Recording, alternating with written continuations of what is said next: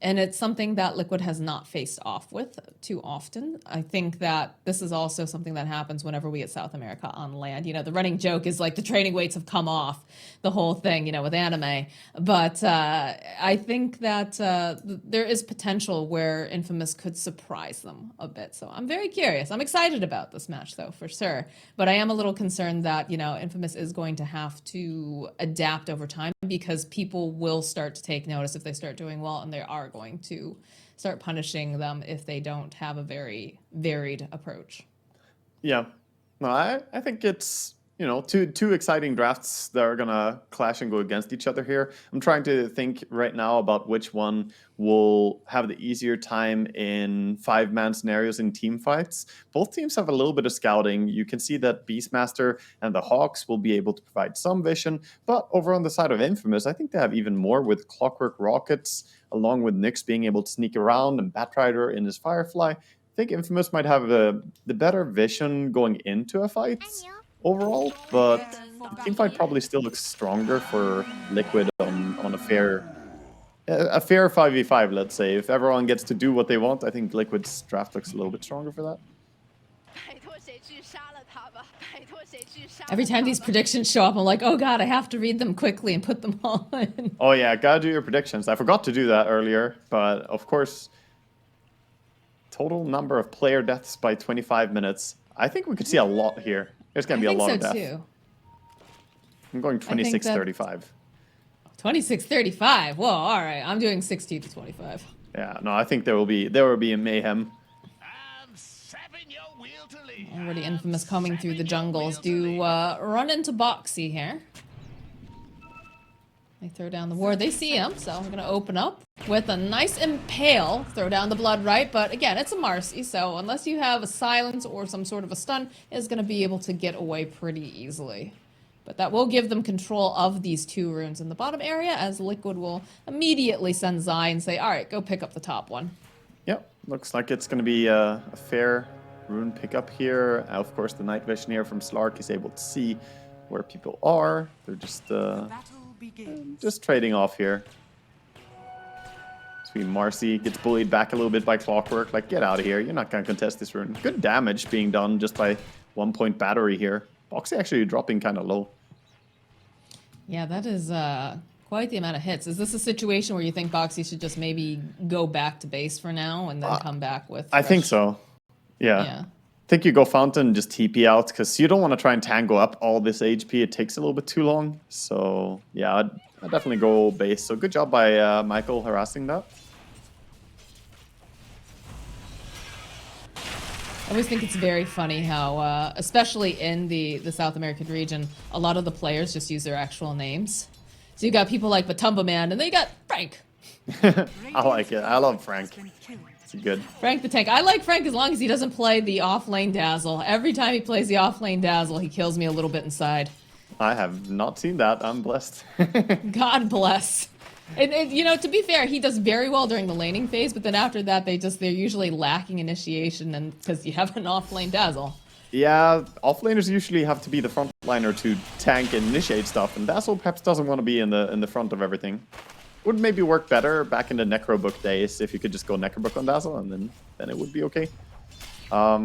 Touching a little bit on the lanes here, we have Slark against Batrider mid. This is something a lot of teams have done to deal with Batrider. Just pick the Slark and send him to the mid lane, because you can dispel the sticky napalm all the time, so it should be a pretty safe farming lane. And that's what we're seeing right now. It makes sense that they'd want to pair that up. For sure, being able to start pack off and all this.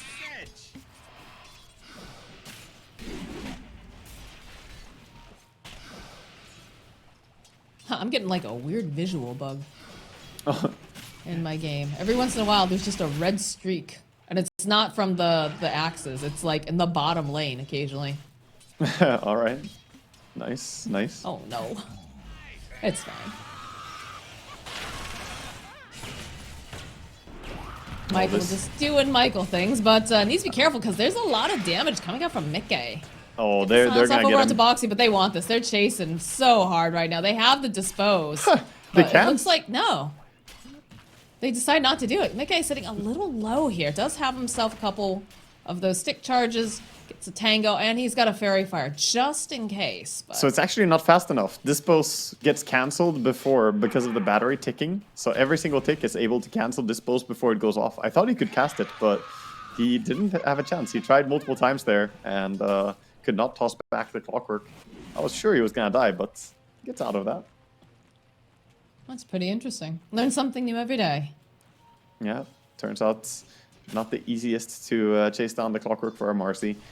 But bottom lane should be very easy farm, though, I feel, for the SF. Going against a double melee lane, the Shadow Races are alone going to be able to make sure this lane is pretty free farm. Was realizing that Frank is all alone right now. Do you have to dispose? But this is feeling a little difficult as they'll chase after Frank. A nice cogs will hold Mickey in place, and they still haven't managed to get their hands on Frank. Look at him, he's a fast little guy because of the fact that Mickey dropping a little low here. Does have that thirst speed as they turn back around. This time Michael doesn't have the battery. He could opt to go and use it. He does end up popping the mango, but just not quite enough to stay alive here. Yeah, that was nice play there to be able to at least get the Bloodseeker saved doing the damage. And of course, Thirst kicks in and he just runs away. But in the end, they get a kill. Dire's structures are fortified. Took some doing for sure, but thought that was a bit cheeky the way that you know, did have that point in the Thirst, and that's essentially what ended up saving him, I think. Yeah. Thirst is very strong in laning stage if people are just actively putting damage onto the enemy heroes, and that's what we're going to see. I mean, Slark is damaging himself all the time with the Dark Pact on mid lane, so his HP is probably not going to be full all the time. And meanwhile, top has also been quite aggressive. That's actually such a great like extra layer that you have to really consider when you look at the draft. And you look at the heroes that are picked up, right? Is that, you know, most of the time you're just like, okay, you know, let's, you know, win our lanes. Let's make sure that we're being aggressive or whatnot. But then Frank gets this extra bonus because of the Thirst. And so if you're in any lane, like, because it's global, obviously, you have to be aware, like, I'm sitting a little bit too low. I need to either go back to the fountain. I need to ferry myself out some regen. Like, it's this extra layer of, like, how to also keep your opponents poor. Like you said with, like, the invisibility, you know, you have to buy detection in that case. And in this case, if you're sitting in the lane, you've been hit too many times, you can't just vibe there. You can't just be like, okay, I'll sit back and slowly regen, because you're essentially causing problems for the other lane that has to deal with this Bloodseeker who's now so fast. Yeah, it's a real thing in games with a Bloodseeker. You're definitely gonna call like, please, you know, stay high HP on your lanes. I'm losing to this Bloodseeker because he's running at 500 movement speed, and we see him also buy the boots very early, so he already has the boots on Bloodseeker. Also, of course, the SF doesn't have boots yet. The Marcy did buy hers, but hasn't gotten them sent out yet. So he has a big speed advantage. I think that's also super useful when you consider that Boxy is going to want to be fairly aggressive. This is, you know, the nature of a Marcy, being able to secure the lane. And then when you add up the fact that you've got the Shadow Raises and it's got the decrease of the turn rate and the move speed, it's even more important to be able to get that escape. Yeah, it really is. But for now, short analysis of this game is probably that Liquid are slightly coming out ahead here in the laning stage. They did, of course, get the first blood bottom, but all their cores are also farming 20, 18, 18 for CS. And Infamous looking pretty okay. Bloodseeker slightly behind the SF, but top lane is sort of the difference right now. We have 11 and 3 over on Leshrac, but he does have some creeps to cash in on, but I think Zai and Insania are playing the lane really well. We haven't focused on top lane that much, but they bullied the Nyx enough that he had to go back to base. And now he's, you know, far away from coming back to top lane and being useful again. He's going to bring some items, but he has to walk all the way back top. I mean, I think the other thing that's really nice is just the fact with Insania having that point in Maledict and the amount of damage. I mean, look at this. Just like that. Parker is gonna take a lot of damage here. I don't think it's quite enough to kill him, but, you know, with the damage coming out from axes and whatnot, it does quite a bit. Yeah, took a lot of damage, and he doesn't have a salve as well, so Tango and Banner Creep HP regen, that's all it's going to be for him. He's going to have to try and get his HP back up. Yeah, and it's not like, and this is kind of the problem too, right? Is the fact that Affliction is not going to be able to do too much when you consider he's a Nyx assassin. Nyx assassin is not a strong laner. He doesn't provide any sort of heal. He does, you know, have a little bit of just, you know, the counter initiation if they decide to make the moves on the Leshrac, but it's still a bit difficult. Bottom lane, Michael's getting poked at here by Boxy, and he's taking a lot of creep damage. Does have the battery assault, though, so he's going to try to just back off, drag the creeps along with him. He's successful. Yeah, he gets to pull the creeps, but Marcy did so much damage to him before he managed to pull the creeps back, so dropping down all the way to 280 HP, and that was very cheap for Marcy, just some auto attacks and using her spells. One single clarity, gets that mana back. Yeah. Meanwhile, in the top lane, they ended up landing the cask and the maledict over onto Affliction. Some of that damage coming out from Zai with the axes. He's got no health. And look at this. Does have the spike carapace, so he's going to be able to waddle away. But this is proving to be a real issue here because it feels like Affliction isn't able to do very much to help Parker, who is behind. It is the weakness of Nyx. It's one of the reasons why we don't see this hero that much, is that his laning stage is pretty atrocious, I have to say. It's hard to make Nyx work in laning stage, but after that he becomes a lot better. When he gets his level 6, his impact can skyrocket. Bit of a fight Gonna on make the ring. moves over onto Matu. They do have to be careful. Insania's there. He's got the cask. Did grab that arcane rune, so just gonna try to stack up as much as they can over onto Matu. And Michael again and Boxy, these two just constantly poking each other in this lane. Affliction in the top lane, getting just non-stop, always getting harassed here. Oh, bottom. Is forced to use the Fairy Fire in the bottom lane too. They end up getting the kill on Frank, as eventually Parker falls. This goes over here. Michael just kind of walking away. Does have to be careful though. He's popped the battery assault. He doesn't really want to get too close. So these raises doing quite a bit. Boxy going in for the punch. He's trying to drag it underneath the tower, trying to get as many hits. Ring around the Rosie, grabbing a hold of Boxy. Ends up dying, but does manage to get the kill in the end as Leo Style swoops on in and gets the kill on Mickey. So a bit of a odd situation there in this bottom lane, but at the end of the day, I think Michael's pretty happy with the outcome. Yeah, he's gonna be pretty happy, but Liquid are the ones who got 2 kills and didn't have to rotate anyone, whereas the rotation had to come in from Batrider and Slark again, just farming away meanwhile, putting some pressure. So I think Liquid did a good job with that play. I don't know, I always enjoy when they do this ring around the Rosie. It was a funny play, putting down the branch and then starting to juke around it, but it didn't really work out that well. It wasn't like Boxy was losing his targeting there. He did a good job keeping track. This harass continuing over on Affliction. I don't want to know how much this guy has used on just regen. I feel like it's got to be quite a bit. Or a lot of time spent walking away to the fountain. Yeah, true. He's taking a beating every time that he gets close. Insania is just letting him know that, you know, Witch Doctor does trade really well with most supports. It's hard to hit into Maledicts, especially when Wild Axes have so long range. Zai can always be useful, even if he's not that close to the fight. You can just send over one Wild Axis and the trade is already won. It's a very powerful off lane. Leostalda is making his way top. He's got that smoke, and he's got himself a haste rune too, so it's gonna just kind of wander over. Doesn't really necessarily want to say he would rather get Zai. Does have to be careful that these cascading bounces. Should be more than enough damage though to get the kill. And again, now he can just chase after Matu if he wants to. As Michael closing the gap here, needs to get off these cogs. Battery assault, pass back over onto Matu. Yeah, Matu's fine. The end. Good kill there. I mean, haste rune Batrider is such a force in the early game. It's almost always a guaranteed kill when you rotate with a haste and lasso ready. So only losing one hero, I think Liquid are happy with that. That hawk right above where the Nyx assassin was hiding makes it super easy for Boxy to leap in and get a kill here for Matu. So I like the aggression coming out from the side of Liquid.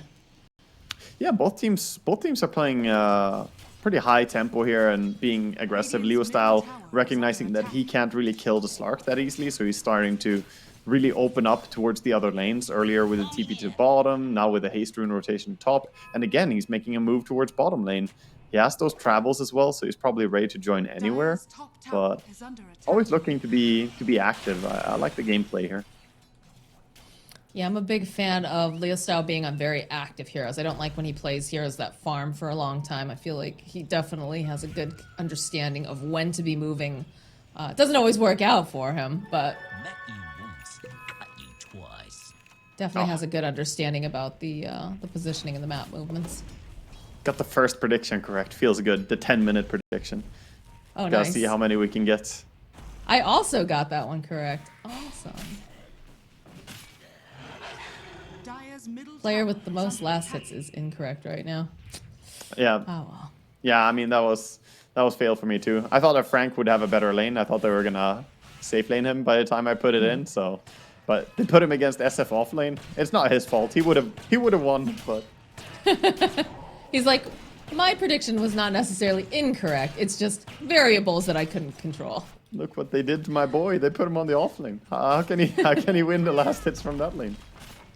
That's fair. Leo style trying to clean up a little bit. Does have the lasso available, but this tower is going to go down. Zai having those little skelly men, the rally creeps, be able to remove the top tier 1 from the side of Infamous. Mid lane, trying to make some plays over here onto Parker, and it looks like it's going to be very successful. They do end up getting the lasso. We'll drag back over onto Boxy. They're trying to finish off Insania here. Should be able to do the trick, and now Boxy on the run. Oh, he finds the opening though, manages to get the kill. You can see that Michael was like trying to snipe the last hit there. You know, he's just there for moral support. He wasn't trying to kill snipe or anything. Yeah, definitely not. Just making sure things are going the right way. Nice play though by Leo style again. He's 4-0-0 now in his Batrider. He's having a very good start. Definitely the one popping off the most in this game so far. He's level 10, almost 10 and a half. Highest level and highest net worth as well. So great start for him, especially laning into a Slark who can be a bit of an annoying hero. The thing is, though, Slark just survives against Batrider. He doesn't actually counter Batrider. He just survives the laning stage and is pretty good against Batrider in the mid and late game. But we're still going to see a very farm Batrider here, and will be interesting to see how he can transition this. He has 1,700 gold with travels. Looking like he wants early Blink Dagger. That makes sense. Again, trying to be very, very active and aggressive. Matu has completed the Diffusal Blade, I believe, so that'll be coming out to him very shortly. But most of the core is pretty close, honestly, in terms of their net worth. 12 minutes in. Yeah, overall, no huge advantage for anyone. It's quite even. You see Michael just looking for something, but knows he can't really kill a Slark. Clockwork, you may have some lockdown, but Slark can always just jump out of it. So he has to find someone else, someone not Slark. He wants Insania, let's be real honest. Oh, look at this stack on Leshak. Oh my god. He's farming. I needed this earlier, Parker. I needed this for the last hits one. Yeah, looks like Michael's going to join back in, help tank up some of these creeps. But that's a lot of gold coming through now for Parker. They are smoked up over on the side of Team Liquid. They're on the hunt. Let's see what they can find. They don't really have any vision up here in this top area, so perhaps they will also drop that. In fact, there are 2 observer wards over on the Witch Doctor. So I'm going to try to see what they can find. They do have the Hawk, and they open up immediately. They do have the Sentry ward over on the cliffside. Affliction, realizing he's probably dead here, so he's going to give them a little bit of a run. But they grab Insania. Leo style, though, getting caught out over here on the side. He's not going to be able to do anything. A nice split fight coming out from the side of Liquid. Yeah, and that's all the value of the Hawk there. The vision from Zai made it so that Slark can confidently just jump in on the Nyx, take that fight, and they were fighting without their Leshrac, which makes it kind of hard. I think they need Lesh for his massive burst damage right now. The AoE damage of Lesh is very necessary against the Slark, otherwise they can't really focus him that well. Radiant's middle tower is under attack.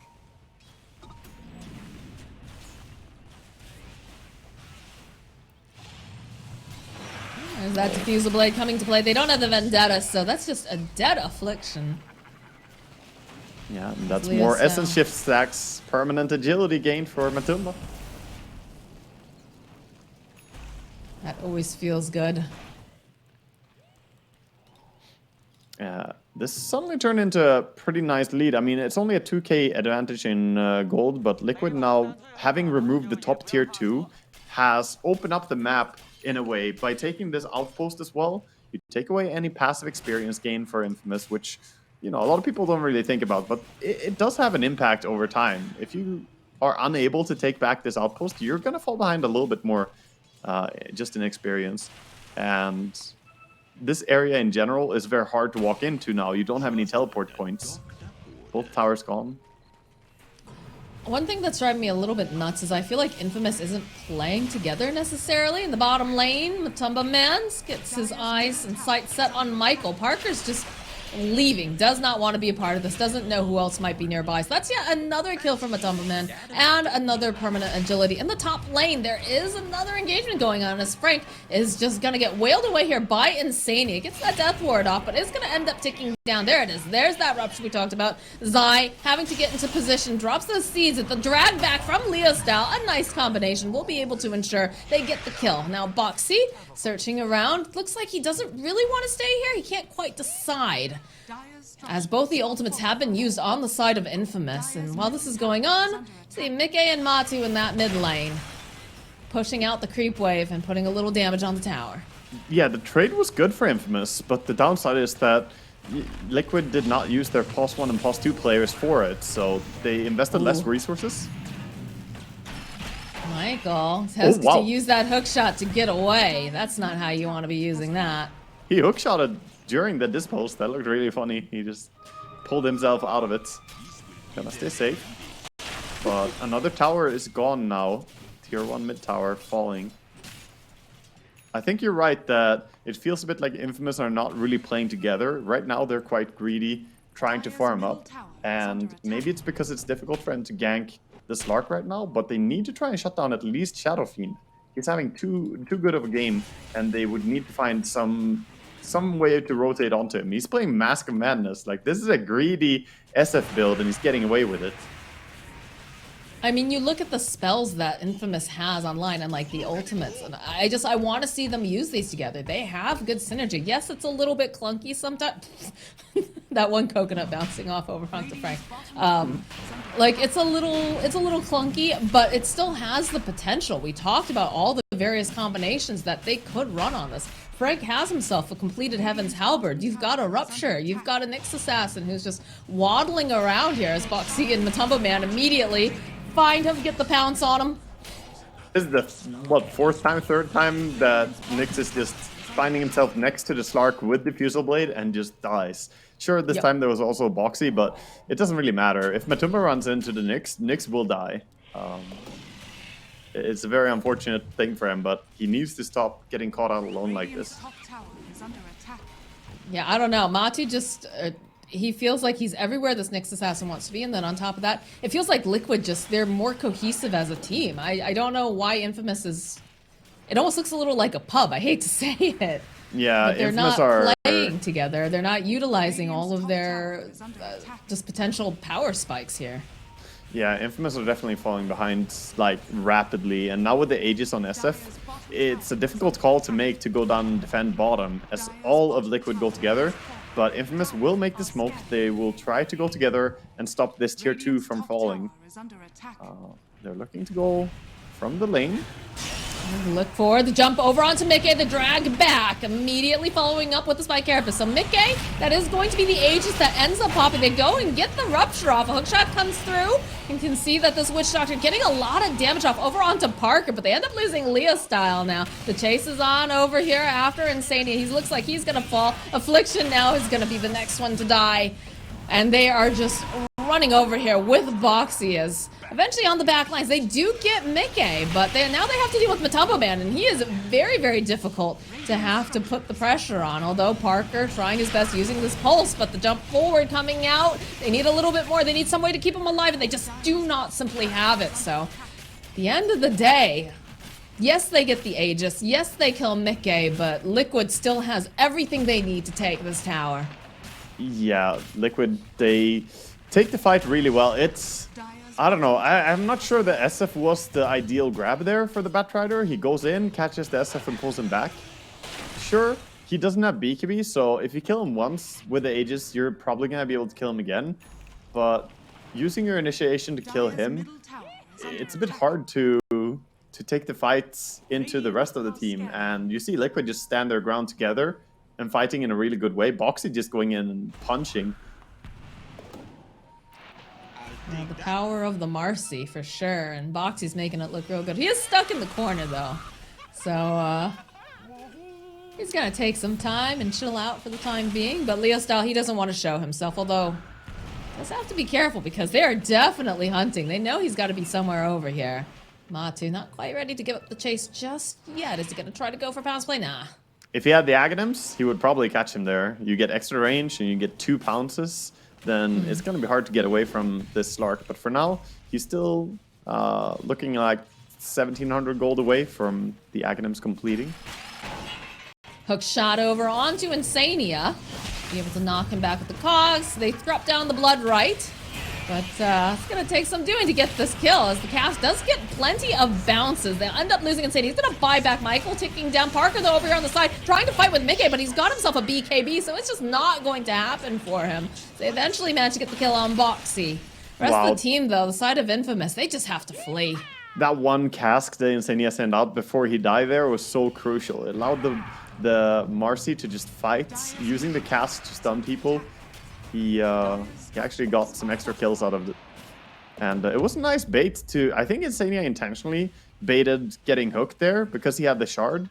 It's a nice way to buy yourself some time. If you get hooked, then you don't die immediately as a Witch Doctor.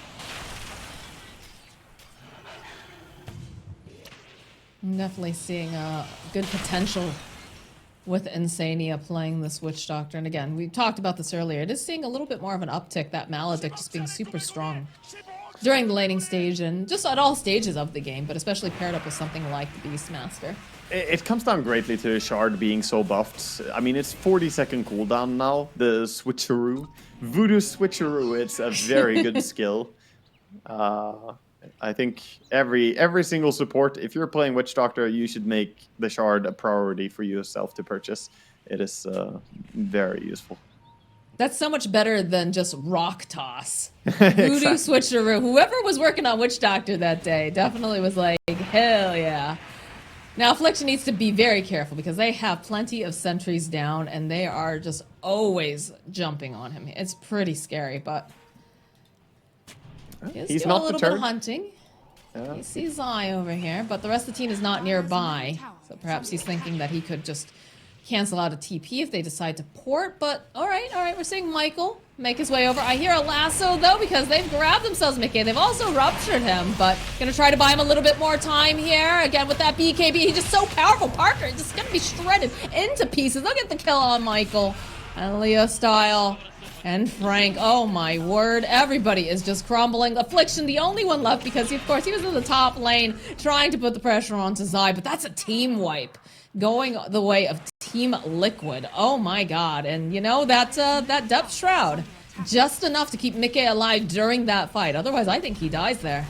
Yeah, for sure. The shroud was useful, but also the Mask of Mana's lifesteal. It's so strong now. They buffed the lifesteal from heroes. Look how low he drops and how fast he heals when he starts right-clicking. Like, this is some insane amount of lifesteal. He does have crit, and of course Shadow Fiend does hit super hard, but that looked like he had a Satanic almost. It's pretty impressive how fast he healed. That is true. The amount that he healed definitely gave me a second of like, wait a minute.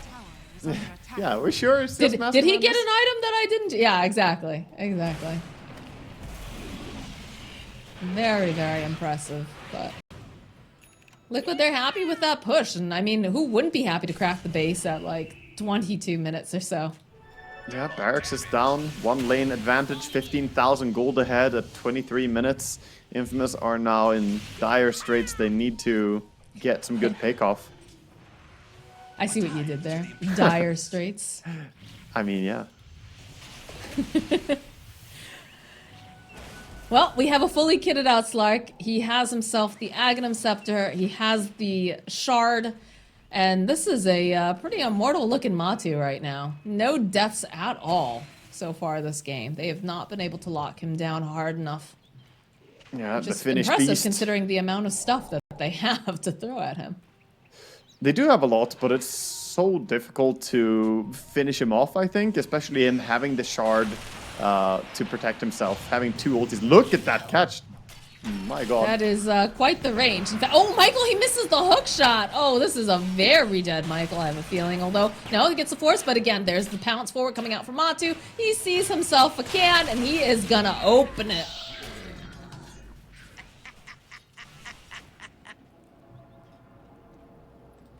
And like I said, very aggressive game. Look at all those kills. I So got it many kills. incorrect. I went too small. Yeah, I went too small too. It was 36 plus. Radiant's bottom Oh my tower gosh. is Just under barely. attack. That 1 kill ruined my prediction, actually. Oh my.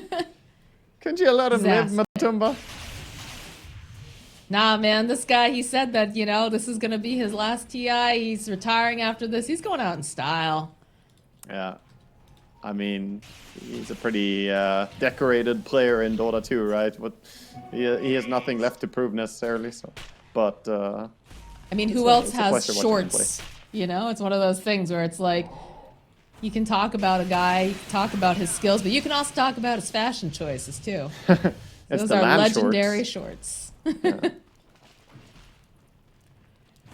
All right, Daedalus online for Mickey. This guy is going to hit so hard. I mean, he already hurts so hard, it feels, but it's about to get even more painful for the side of Infamous. So they're trying desperately to gain some of this momentum back, some of this land even. They do have a gem on Leo Style, so they'll find Zai. They're going to try to drag him back, keep him silent long enough so that they can burst him down. The Dub Shroud, though, coming into play, allows him to get the BKB, gets the roar off as the Affliction will fall. Leo Style next to die, and they'll follow up. And they just call GG. They realize they cannot stand toe-to-toe at this point. They've missed their timings, so this first game going over to the side of Team Liquid. I mean, SF killed the Bloodstone Leshrac in 3 hits. He got 2 Daedalus procs, both 800 damage each. Yeah, he kind of just melted them there.